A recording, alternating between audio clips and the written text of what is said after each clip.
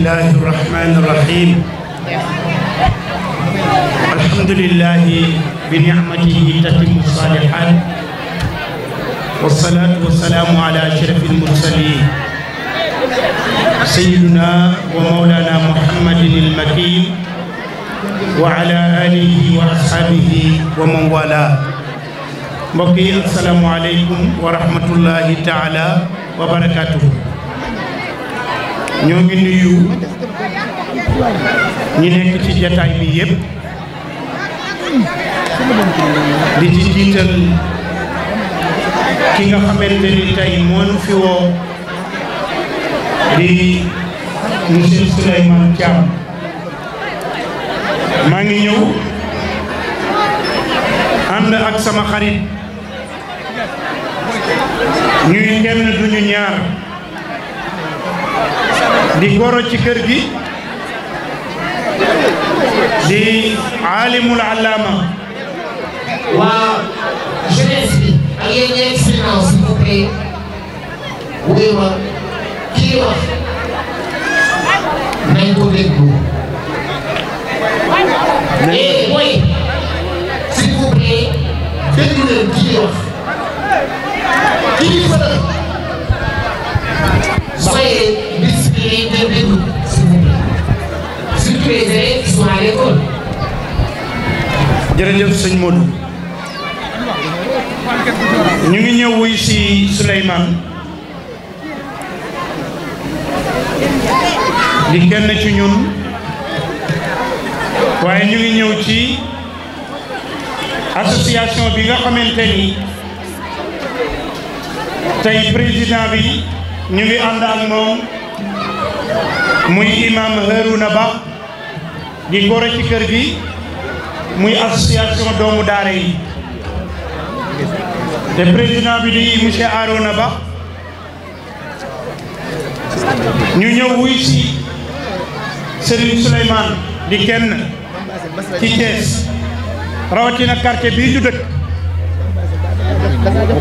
yéen ñii ko wuy si tey dañu leen di wax ni Souleymane kenn lebal si wu ko dara ku fi ñëw ku ne daf koy jéem a fay si bor ci yaram ci tegginam ci dalam ci socialam ci yëg nit ñi ndax nit ñi kenn moomu leen boo leen yëgee ñu yëg la boo leen yëgul du ñu la yëg kon Souleymane yow foo ñu woo ñu wuyu la fa ndax nit ki ak yëg rek moo am solo ci moom te yow yëg nga ñu ndax dañoo bokk dëkk ba pare te it cër bi yàlla dogal ci nun yaa ngi ñu koy jox bu baax di ñu jox suñu wàccuwaay te nit ñi kat yàlla séddale na ba pare ku mu neex ak ku mu naqari moo tax lu yàlla dogal ci nit ki na la neex rawatina nag su dëkkee ak yow moom Souleymane fierté la ci R100 lépp lu R100 di yëngu mi ngi ci biir école am bi ñu tuddee mixité mam ba wax na ko léegi bari na ay cas social yoo xamante ni tey waa R100 bu ñu ñemee école privée grâce ak Souleymane Thiam la ndax danger yi suñu njaboot nekkoon tey oto lañ daa jël yeewu fajar dugg ci kaar yi dem jànge ji yeneen école privée yi waaye moom yàlla di ko xëcc di ko indi mu indi fi école boo xamante ni chaque année mën nañ koo tiitaroo résultat yi suñu njaboot yi am macha allah yal na yàlla gën koo yokk kon Souleymane boo wootee lii say naw la jóge fu ne tey waa R100 gépp ñoo la waroon a wuy si ñëpp jàppale la ndax yow dàqoo kéwél mu dem ca àll ba da nga koy dàq mu ñëw ci kër gi kon nag ñu ngi lay ndokkeel bu baax di la ñaanal ci mouvement bi li nga ci namm lépp yal na la ko ci yàlla defal la ci tawfiix yàlla defal la ci taysiir en tout cas daal ci turu doomu daara yi te président Harouna Ba jiite ko moom mu waroon a jël kaddu gi ni ma naa jël kaddu muy goro ci kër gi Harouna di ko baax di ko dal di ko teey di ko am njariñ dëkk ci dëkk bi nag am ak ñépp jàmm kon bu goro yontoo ak yéen ngeen yaatal ko ci kër gi ngeen jàpp ko doom ci kër gi suñu soxna rugi ñu koy sant bu baax fa tabaarakallaahu kon dañuy santaat bu baax yow foo ñu woo boo ñu woo woon ci maanaam lu mu mën a doon danañ topp sa ginnaaw boo gëstoo seen ni ndax loolu yaa ñu ko lebal sunu soxna yii nag toog ñu ngi nii ci dëkk bi lañ dëkk ñoo ngi nii jigéen yi ñuy financé ci àll bi ak jigéen yi ñuy defal nangam ak nangam kenn gënu leen cee yey waaye nag ki yore sareetu mbaam ni la ñëwal yéeg bir na ni bu amee oto doo tàllal loxo da lay dugal ci biir te su lay noonu la mel moom politique am du tong ma bënn saako bi politique yu bari nag dañu lay tong da ngay yéeg ca kaw bënn saako bi ca kaw di lekk yow waaye moom yaakaar naa ni bu ñu ko tongee dina bënn saako bi ci suuf ñun ñëpp ñu bokk ci jariñu ndax loolu la ñu won kon nag mu gudd mu gàtt nu ngi santaat ñëpp Souleymane daal ñun góor ñi ndax sunuy soxnaa ngi fii ci biir jigéen ñi daal boo leen jàppalee kër gi dina gën a neex danañu gën a féex benn waaye li mu wax nee na aljana li ko ci gën a neex mooy nee na kenn du fa joxe dépense te bu boobaa dépense yi dina wàññiku yàlla na yàlla doon li jàmm wasalaamaaleykum wa rahmatullah. asalaamaaleykum mbooloo bi asalaamaaleykum mbokk waa R100 ak waa Kër Massamba Gueye cité F9 maa ngi tudd Rabi Koli coordinateur bu Kër Massamba Gueye cité F9 ma ànd ak samay délégation teewul fi honorable député Farba Ngom ndax dafay naroon a teew mais président ko woo waaye nag boo leen gisee Souleymane ngeen xam ni Farba ngi fi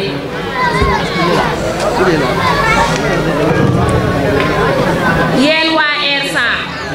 dama bëgg ngeen dalal seen xel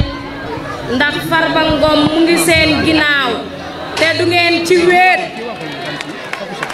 Farba Ngom lépp lu mu digoon ay nit def na ko waaye nag bu ma fi teewee gis seen mobilisation dama kontaan ma xam ne ni yéen ay femmes yu am engagement ngeen ma dellu si waa Kër Massamba Gueye cité F9 mu nekk ay jigéen yu jàmbaare yu am fulla kenn déggu leen ci lenn waaye nag ñu gëm seen bopp muy mag muy ndaw may nuyu suñu directeur monsieur Sène ak monsieur Diatta ak Balla Diouf maa ngi leen di waatal ni Farba Ngom lépp lu mu waxoon def na ko ndax ñun doomu Fuuta lañu tey ku dem Fuuta xam na ni Fuuta bu woon ak bu léegi du benn Farba Ngom jaynde la te doomu jaynde du ragal Souleymane amin mbima amin belti amin bela amin belti demin mbima kadi mo suusa bone laabata ko amin caggal Allah nelaaɗo mum amin caggal ma kala to nodda min amin toon onon e mouvement mon fof on jaarama onon fof dama bëggoon nag monsieur Sène jox la lettre bi moom ak monsieur Diatta nga joxal ñu ko honorable député maa ngi nuyu ñëpp di sant ñëpp wasalaam. Assalamu alaikum wa rahmatullahi taala wa barakatuh. Yéen waa R100 ñu ngi leen di indil nuyoo président Amadou Ba mu safoo leen lool nag sopp leen bëgg leen jël nag nuyoom teg ko ci loxo Souleymane Thiam mu delloo ko ci mouvement bi delloo ko ci waa koñu R100 delloo ko ci waa Thiès ñu ngi leen di nuyu di leen tatagal di leen ñaanal di leen wax ni lii ngeen sumb yal na ko yàlla eggale ak jàmm fa ngeen bëgg ñu yegg fa yàlla nañ ko fa yegg te yàlla bu leen ci am dara lu ngeen di réccu ndax tey R100 li leen war xam nañ ko fi laa dëkk j'ai fait 20 ans à R100 maa ubbi lycée Ahmadou Ndak Seck en tant que intendante ku ma xamul fii amul fii ci bunt bi sama waajur fi la dëkk muy ajaratu xadinaam ma di ko ñaanal yal na xeppee àjjana di nuyu waa këram di nuyu waa R100 di jox nuyoo aussi El Hadj Diop communicateur traditionnel instituteur di suñu promotionnaire bokk ak ñun milieu bi ñu ngi koy nuyu Diop di la jox sa wàccuwaay ba loolu wéyee délégation bi ñu àndal nijaaye ko jiite muy kan muy Beydi Ba di nijaayu madame la première dame ñu teg ci kan Amadou Dieng muy turandoo Amadou Ba ñu teg ci kan madame Faye Aïda ñu teg ci kan madame Fall donc ñeneen ñi am na délégation bu rëy la woon mais dañ ñoo woon Ndar ñun dañ waroon a dem Ndar mais mënuñoo bàyyi Hersent bàyyi Souleymane di dem fenn ndax Souleymane a ñu ñor premier ministre di président Souleymane a ko ñor seen mouvement Saraba bii moo ko ñor ndax lan mooy Saraba da ngeen a tànn lu rafet da ngeen a tànn fu baax da ngeen a tànn lu ngeen gën a bëgg ngeen tànn ko muy Saraba boo déggee ñu ne Saraba moo gën ci lépp moo dàq ci lépp moo mën lépp ndax bu yàggee pétrole baa ngi fi lépp essence baa ngi fi lépp dina ñëw ci Sénégal or beeg lépp a ngi fi te dañoo ñaan yàlla ànd ak waa Saraba ba bénéficier woo lépp kon nag tey premier ministre nee na di président Amadou Ba mu ngi leen di dalal di jël Saraba di leen ko installeel won leen ne tey bokk na ci ñoñam jël na ko teg ko fa mu gën a teg la gën a kawe donc yéen waa Saraba xam leen ne tey génn wàll ngeen ci président de la république ñu ngi leen di ñaanal nag fii ñu commencé yàlla nañ ko fi eggalee ba ñëwaat toog fii indil leen nag ndam lu rëy na ngeen woote ji nag na ngeen jëli seeni carte ndax Amadou Ba kat ku ko wooteel gor wooteel ku baax wooteel ku tawe ku xamu gëdd jigéen moo tax mu ne soxnaam jàppal ma jigéen ñi donc soxnaam amatul benn liggéey lu dul yéen jigéen ñi ak xale yi yéen rekk ko tax a jóg saa yu xëyee suba ba ngoon mi ngi ci seen bëgg-bëgg kon nag yéen sama mbokk jigéen yi nañu gën a takku ñun ñoo yor vote bi ñun ñoo yor lépp bu nu kenn jiitu ci bureau de vote yi comme niñ ko daan defee bu nu kenn yey ñun ñoo leen di yëkkati góor ñi ñuy dem di vote ji nañu góorgóorlu jàppale Amadou Ba Amadou Ba nag li mu ma wax lépp pour ma wax leen ko wallaay dañ ne li duuf ci nag ji xajul si cin li ndax li ma bëgg a wax lépp ak li mu bëgg a wax ci Saraba bu ñu ko waxee tey ci la ñuy fanaan donc Souleymane premier ministre président mu ngi lay nuyu mu ngi lay gërëm mu ngi lay féliciter Amadou mu ngi lay nuyu ndax Amadou Kane aussi ci sunu délégation la bokk dafa bokk Saraba mais ci yëfi la bokk donc ñu ngi lay féliciter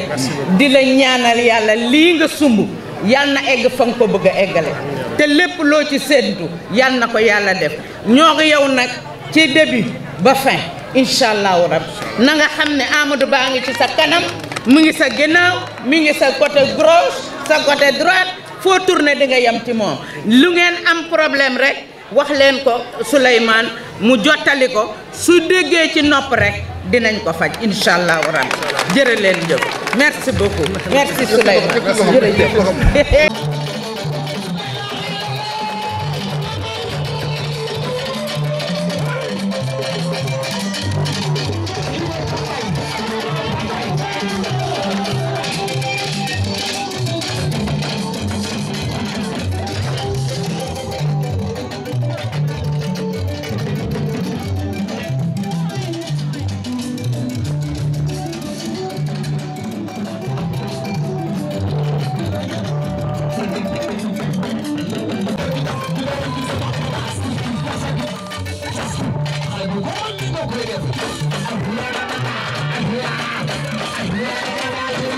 Cernaɓe waliyo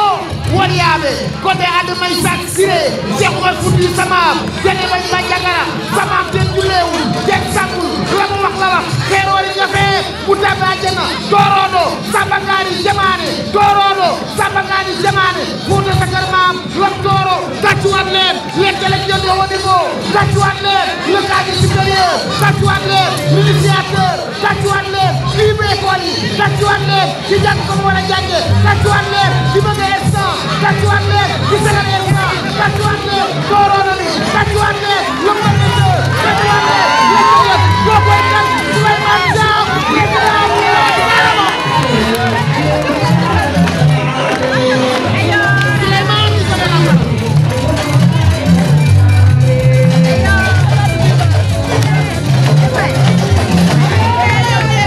Madame la représentante de M. Amadou Ba, Premier ministre, à la tête d'une forte délégation, M. Bassirou Bokoum,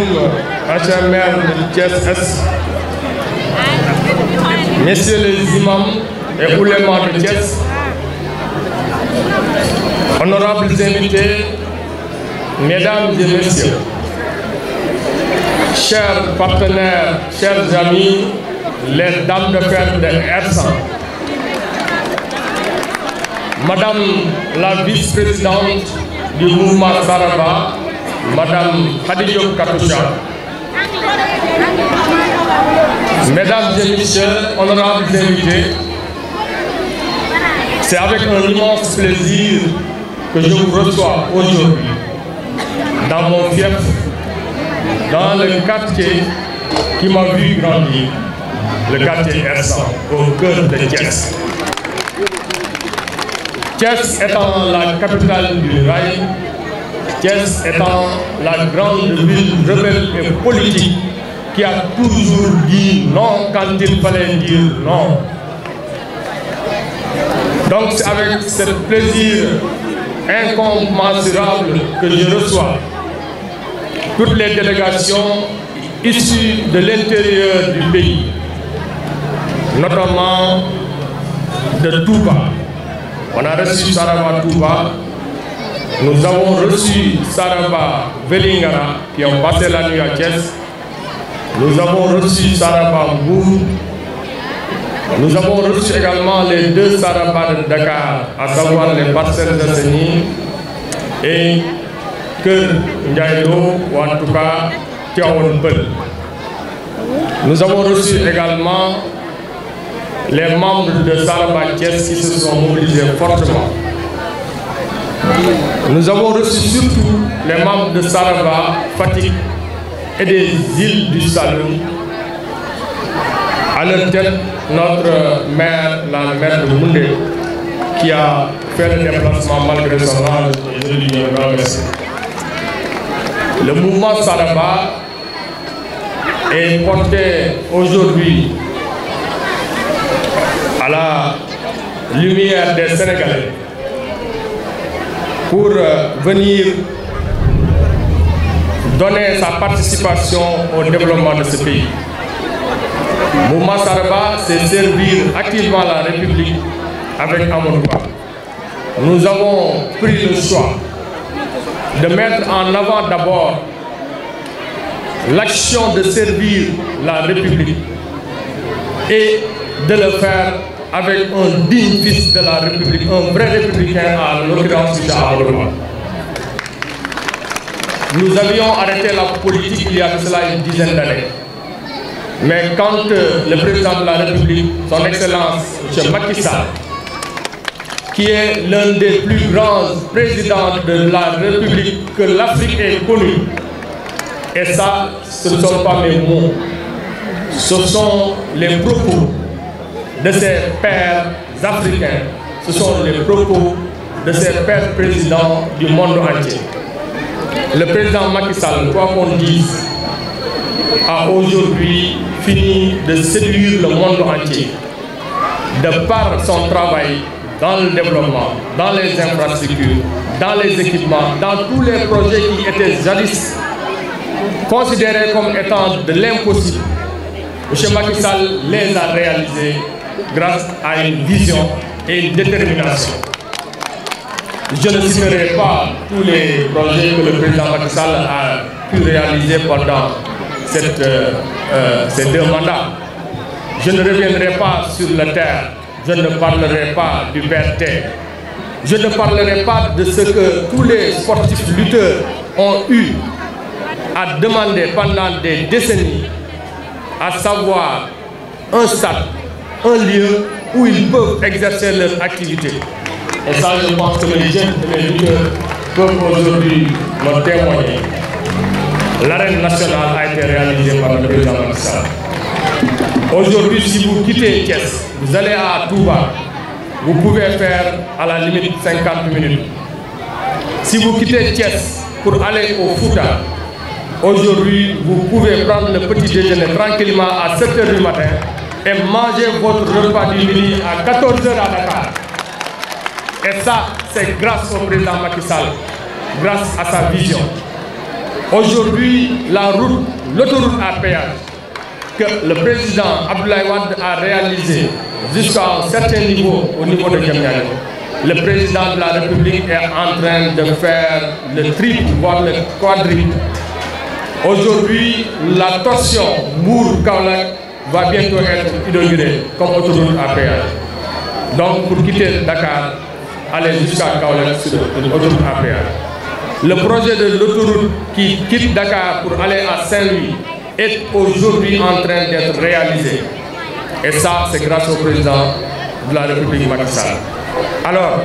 malgré tout ça, tout le monde l'avait considéré comme étant quelqu'un qui a voulu faire un troisième mandat. Et se sont mis à mettre ce pays à mal, se sont mis à saccager, se sont mis à dire des contre-vérités contre sa personne. Alors, en réalité, tout le monde ne savait pas que le président avait déjà fini de dire que jusqu'à la fin de ma vie, je respecterai ma parole de faire uniquement les deux mandats. Et c'est ce qu'il a fait. Et c'est ce qui fait qu'aujourd'hui, le Sénégal est considéré comme une très grande démocratie. Le respect, quand vous êtes un Sénégalais, je parle sous le contrôle de mon grand frère, le consultant international Cheikh Bité, qui vient de Paris. Si vous êtes un Sénégalais, vous sortez, vous êtes respecté. Au niveau de l'Afrique, au niveau du monde entier, les ministres sénégalais sont respectés, le chef de l'État sénégalais est respecté. Ça, c'est quelque chose de concret, c'est quelque chose qui est visible, palpable. Donc, si des jeunes, ou bien en tout cas des gens qui sont pris par l'inconscience, ou en tout cas le non-savoir, pour brûler ce pays, nous disons que nous avons une part de responsabilité de dire qu'il faut proposer autre chose. Et cette autre chose-là, il faut le faire avec des hommes de valeur. Et quand le président a choisi Amadou Ba comme étant le candidat de la coalition Benno Bokk Yakaar, nous nous sommes levés et nous avons dit nous allons l'accompagner. Nous n'avons pas attendu pour qu'ils nous connaissent, nous n'avons pas attendu qu'ils nous appellent, nous n'avons pas attendu qu'ils nous donnent des moyens pour le faire. Nous l'avons fait parce que, comme disent les Wolofs, dañoo am yaakaar ci moom. Yàlla bu yaakaar tas. C'est cet espoir, c'est cet désir de faire du bien qui nous a poussé aujourd'hui à créer Saraba. Et donc, honorables invités, ce mouvement Saraba-là, s'il tient aujourd'hui, ce n'est pas du fait de Souleymane Thiam en tant que président. C'est surtout et grâce à la dame de fer, Madame Khady Diop Katoucha. Le mouvement Saraba est aujourd'hui un mouvement qui est visible partout à travers le monde. C'est grâce en grande partie à Madame Khady Diop Katoucha. Donc je vous dis un grand merci au nom de tous les membres du Saraba qui ne me recevront pas aujourd'hui. Je remercie au passage notre maire de Moundé qui avait eu des difficultés par rapport à l'électrification des îles du Saloum pendant des années.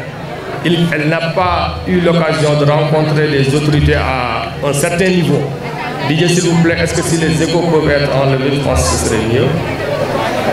Et aujourd'hui, c'est grâce à Saraba que la délégation de Moundé, des îles du Saloum de Fatick, ont été reçues par le Premier ministre Amadou Ba, qui a pris le dossier et a donné à son ministre de l'Énergie. Mu ne ko jàppal ma ci dossier bi lijjantil ma ko. Donc ñun bu ñuy politique, c'est un peu pour cela, pour ce genre de choses. Je fais une mention spéciale aux femmes de Hersent. Je veux nommer Madame Mamba, Madame Khoudia Sall, pour que nous nous parce que quoi qu'on dise, elles ont été de toutes les batailles, de tous les combats. Aujourd'hui, devant vous, je leur dis un grand merci. Je dis un grand merci à la jeunesse de Hersent. Les jeunes qui sont là, je leur ai dit, nous votre avenir, nous votons pour vous. Nous ne voulons pas que vous vous réveillez dans un pays où il y a la guerre, dans un pays où il y a des conflits. Nous voulons que vous soyez dans un pays de paix, dans un pays développé, dans un pays à l'image de Saraba. Cette jeunesse qui nous pousse à travailler nuit et jour, ces femmes qui nous poussent à travailler nuit et jour, c'est pour vous, en grande partie, que nous nous sommes levés pour retourner dans la sphère politique. Parce qu'on s'est rendu compte qu'à Hersent, à Thiès, il y a eu trop d'opposition. Énormément de leaders sont là et c'était des opposants. Malheureusement, à un moment, à un certain niveau, il faut savoir raison garder et puis savoir que tous les bienfaits de la République ne peuvent pas continuer à échapper Thiès et Hersent. Il faut qu'à un moment donné, que nous nous battions pour que les bienfaits restent dans nos quartiers, que les bénéfices soient redistribués pour les femmes, pour les jeunes, pour les personnes du troisième âge et pour les gourgourous comme moi qui se battent nuit et jour pour faire des dépenses. Je remercie mesdames, mais Madame Cham numéro 1, Madame Cham numéro 2 et probablement Madame Cham numéro 3 parce que MC Nena boo takkee jabar da ngay gën a am ay mbooloo boo fi jógee damay wut ñetteel bu soobee donc nous remercions tout le monde di remercier maire Hersent yi nga xamante ne suñu ay yaay lañ on les remercie di remercier suñu yaay personnellement ak ay xaritam ak maire koñ bi yëpp ci jàppale bi ñuy jàppale